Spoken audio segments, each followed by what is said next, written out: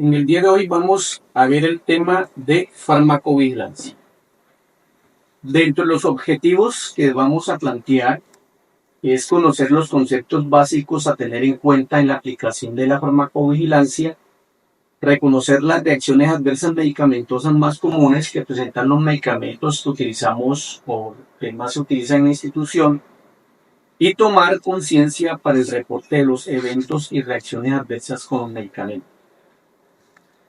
Mirando los antecedentes, en los años 1929 y 1930 se presentó la muerte de 105 niños, un evento que se generó por el cambio de un solvente habitual por etilenglicol en la formulación de sulfanilamida. Eso era con el objetivo de cambiar el sabor o mejorar el sabor para este medicamento. Y resulta que este cambio del medicamento fue lo que atribuyó o se le atribuyó la consecuencia de la falla renal para estos niños. También en el año de 1961 y el año 1962 también se nos presentó un evento importante que fue con la talidomida, que fue un medicamento que se utilizaba como inóptico y antiemético. Y los neonatos de madres que utilizaron este medicamento durante la gestación se presentó teratogenia, ¿sí? Y se reportaron alrededor de 10.000 casos de focomelia. Entonces, ya en la etapa de investigación, de ahí parte toda la preocupación con respecto a la investigación de los medicamentos y se empiezan a implementar unas etapas de investigación y comercialización de un medicamento, donde en la primera fase el fármaco se estudia en voluntarios sanos. El objetivo es conocer datos de la farmacocinética y la farmacodinámica de la molécula. Seguido de una fase 2, se aplica un número pequeño, se valora la atención terapéutica y la dosis óptima y algunos efectos indeseables que la molécula nos pueda generar en su momento. Ya viene una fase 3 donde se hacen ensayos clínicos controlados, se estudian en pocos pacientes y acá se excluyen mujeres embarazadas, niños y ancianos para mirar todo el comportamiento del estudio. Y la última etapa, que es la etapa de la postcomercialización, y aquí es donde se constituye un conjunto de métodos observacionales donde se evalúa ya el medicamento en campo, ¿sí? Con otros medicamentos o con la interacción de otros medicamentos para detectar las reacciones adversas de los medicamentos y así hacerle una trazabilidad de cómo puede ser el comportamiento del medicamento según sus reacciones adversas que vaya presentando con la interacción de los otros medicamentos. Entonces, acá nos queda un trabajo muy exhaustivo y es que los medicamentos no terminan sus estudios. ¿Por qué? Porque los medicamentos van a empezar a tener interacciones con otros medicamentos y aquí es donde vamos a ver sus comportamientos. La farmacovigilancia en Colombia está regida por el decreto 677, la resolución 2004-009-4 el 55 de mayo del 2004, el decreto 2200, la resolución 1403 y la resolución 3100 del 2019. En el programa de farmacovigilancia, ¿qué se debe reportar? Tenemos que mirar al momento de aplicar un medicamento, vigilar la presencia de algunas reacciones, en el caso, pues, cuando se presenta en la administración de un medicamento un rash, ¿sí? Una vez aplicado el medicamento, este comportamiento o la presencia de este efecto adverso o evento adverso habría que reportar.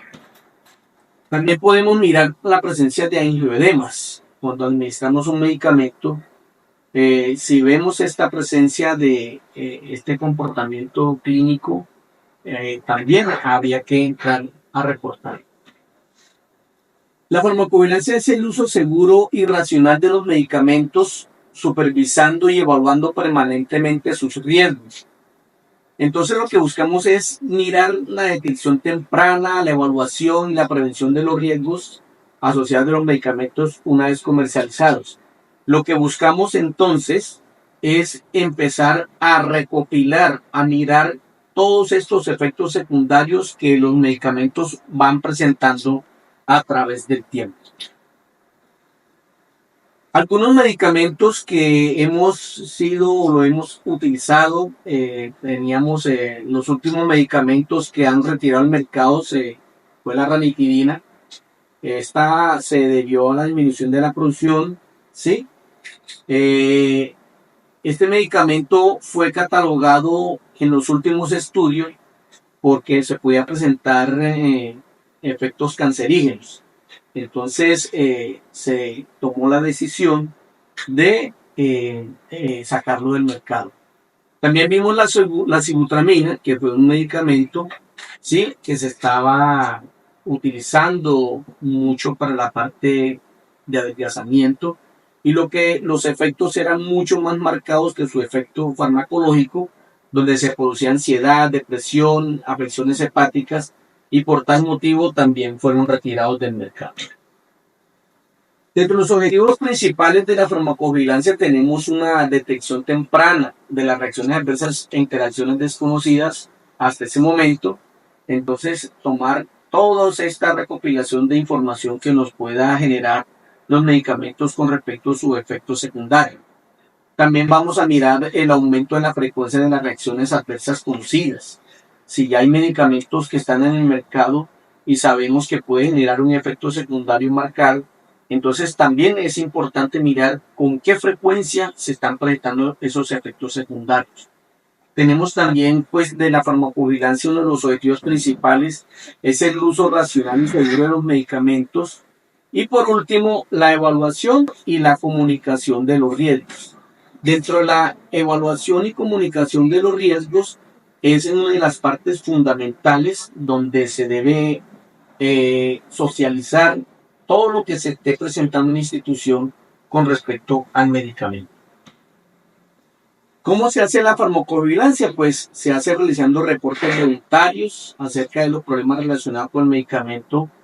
A través de estos reportes se realiza un análisis de causalidad, y se clasifica. Y de igual manera son enviados al INVIMA para hacer su respectivo reporte. Cuando se hace el reporte voluntario de reacciones adversas a medicamentos, que se realiza en un servicio y se direcciona a través del servicio farmacéutico. Dentro de las barreras que debemos tener en cuenta para la farmacovigilancia es la aplicación de los 10 correctos. En estos momentos, pues acá tenemos los 10 correctos que podemos manejar en la institución, que son el paciente correcto, las posibles reacciones a medicamentos, comprobar que no estén tomando otros medicamentos a los prescritos los pacientes en la hospitalización, información al paciente sobre los medicamentos que se están administrando, registrar los medicamentos en el momento que se hace su administración, verificar su fecha de vencimiento, verificar que el medicamento sea el correcto, en el horario correcto, la vía y rapidez correcta y la dosis correcta. También tenemos una barrera muy importante en la farmacovigilancia, y es el manejo de los 4 Yo del medicamento, donde tenemos yo preparo, yo administro, yo registro y yo respondo. Esta barrera de los 4 Yo del medicamento nos ayuda a minimizar cualquier error en la administración del medicamento.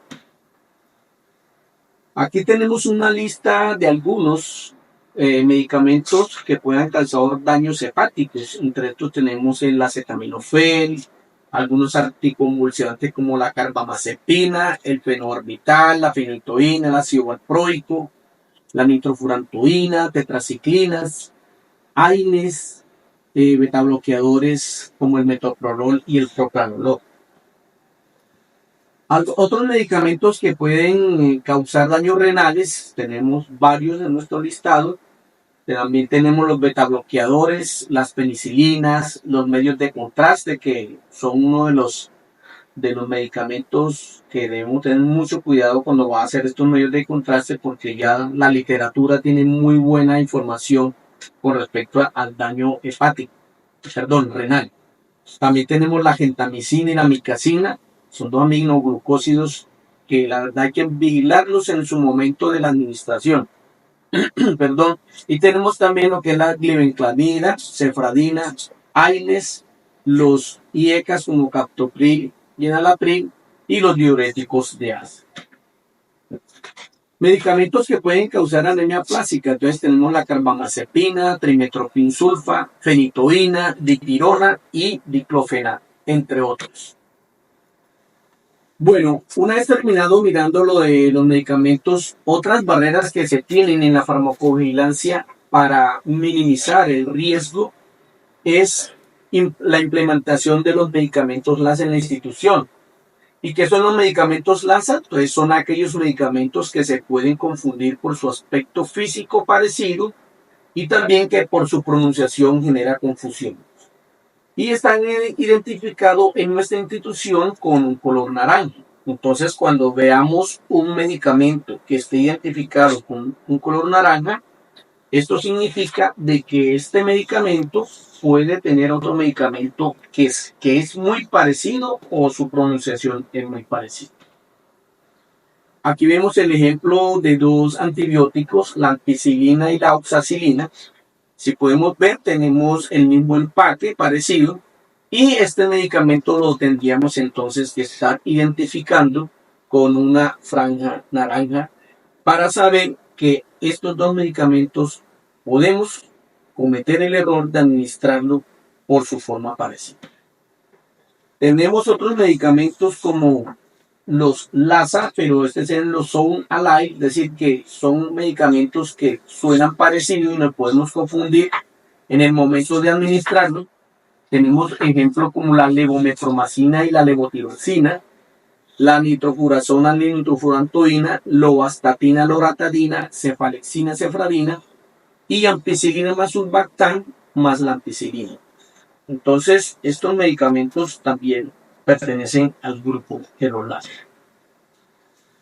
En la institución tenemos por dosis unitaria, tenemos lo que es la nomenclatura mayúscula minúscula que nos ayuda a identificar y a minimizar el riesgo de la administración errónea de un medicamento. Y como ustedes pueden ver en los empaques, tenemos la levomepromacina con una nomenclatura mayúscula minúscula que a simple vista nos ayuda a detectar que este medicamento puede tener otro medicamento que suene igual para yo mirar y corroborar y no administrar el medicamento erróneo. Ahora damos inicio a lo que es a los medicamentos de alto riesgo. Entonces, en la institución los medicamentos de alto riesgo son aquellos, como su nombre lo dice, que tienen un riesgo muy elevado de causar daños graves o incluso mortales cuando se produce un error en el curso de su utilización. Esto no indica que los errores asociados a estos medicamentos sean más frecuentes.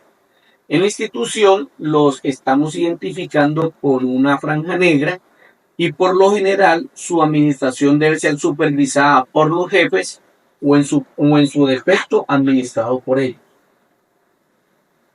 Tenemos ejemplos de medicamentos de alto riesgo como midazolam. Sabemos que es una benzodiazepina que si no se tiene las dosis correctas podemos generar depresión respiratoria y estar vigilando y monitorizando. También tenemos una lista dentro de los medicamentos de alto riesgo como antagonistas adrenérgicos. Tenemos la adrenalina, la dopamina, la noradrenalina. Dentro de los anestésicos generales tenemos el propofol, la ketamina. Antagonistas adrenérgicos tenemos el labetalol y el propranolol. Antidiabéticos orales tenemos la glibenclamida. Y entre heparinas y otros antitrombóticos tenemos enoxaparina y heparina. Dentro de estos medicamentos de alto riesgo, algo muy importante de tener en cuenta serían los cloruros, las soluciones concentradas, ¿sí? Lo que sería el cloruro potásico, el cloruro de sodio. Y también tendríamos los antiarrítmicos como lidocaína, amiodarona y las insulinas como la gliargina y la cristalina. Muchas gracias por toda su atención.